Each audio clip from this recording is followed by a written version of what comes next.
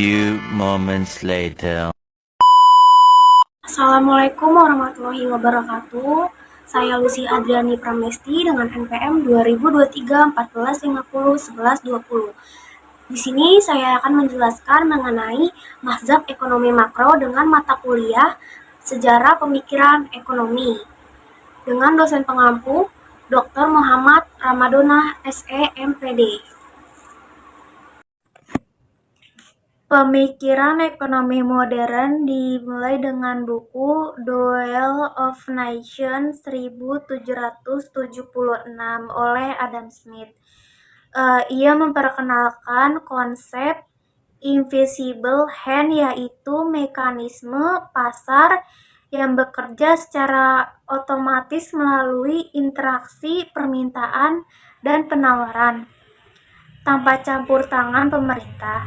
Smith percaya mekanisme ini akan mendorong efisien melalui spesialisasi dan peningkatan modal. Smith bersama tokoh-tokoh lainnya seperti John Stuart Mill dan David Ricardo berkontribusi dalam ekonomi klasik. Mill mendefinisikan terkait nilai, sementara Ricardo menekan distribusi hasil produksi.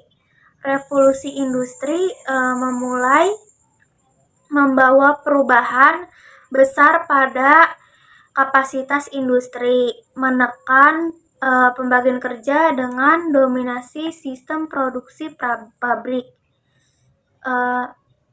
Jean-Baptiste Say melanjutkan ide Smith dengan mengatakan bahwa supply creation on demand menekan keseimbangan pasar sumber daya. Pemikiran ini diperkuat oleh Leon Ward. Leon menyusun model ekonomi untuk menjelaskan efisien pasar. Keseluruhan ide ini menegaskan mekanisme pasar pada alat terbaik untuk mengalokasikan sumber daya secara efisien. Adalah tokoh-tokoh dari mazhab ekonomi mikro. Yang pertama ada Adam Smith, yang dikenal sebagai Bapak Ekonomi Modern. Dalam bukunya Duel of Nations, Smith memperkenalkan konsep invisible hand yang menjelaskan bagaimana interaksi individu yang mencari keuntungan pribadi berpengaruh pada efisien pasar. Yang kedua ada Albert Marshall, perannya itu pelopor ekonomi mikro modern. Kontribusi dalam bukunya Principles Economics, Marshall itu memperkenalkan konsep permintaan dan penawaran, elastis harga, serta keseimbangan dalam pasar. Ia juga memperkenalkan alat analisis kurva dan diagram yang menjadi dasar mikroekonomi. Yang ketiga ada